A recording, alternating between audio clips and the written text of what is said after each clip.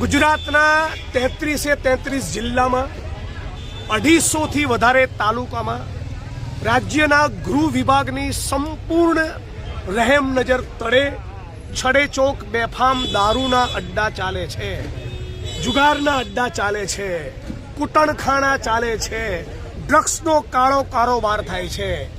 મેં થરાદના ઢીમામાં મહિલાઓએ કરેલી ફરિયાદના પગલે પોલીસ સ્ટેશન ગયો હતો।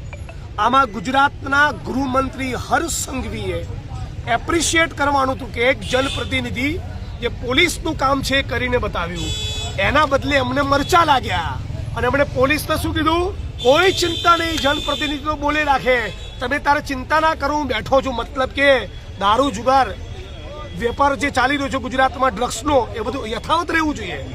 અમારે પોલીસને એવું કહેવું જોઈએ, કોઈ પણ ચૂંટાયેલો જનપ્રતિનિધિ કોંગ્રેસનો હોય, ભારતીય જનતા પાર્ટીનો હોય, એ ગુજરાતમાં ચાલી રહેલી કોઈ પણ ઇલીગલ એક્ટિવિટી ધ્યાન ઉપર લાવશે તો કડક પગલાં ભરીશ। એવું કહેવાના બદલે 8 ચોપડી પાસ માણસ ગુજરાતની જનતાને ગુમરાહ કરે છે અને એવું કહે છે પોલીસ વાળાઓને કે તમે તારે ચિંતા ના કરો। કોણ જોઈએ પટ્ટા ઉતારનારા?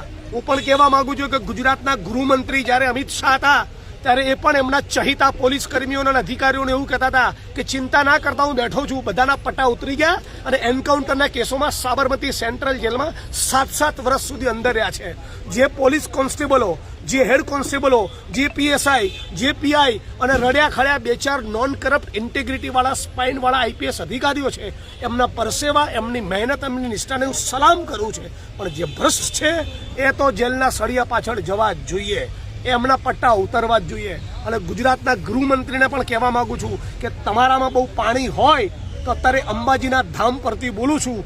આજે પણ લોકોએ ફરિયાદ કરી કે હિન્દુઓની આસ્થાઓનું પ્રતીક એવું અંબાજીનું મંદિર, એના 2 કિલોમીટરના રેડિયસમાં અહીંયા પણ રાત દિવસ છડે ચોક દારૂના અડ્ડા ચાલે છે।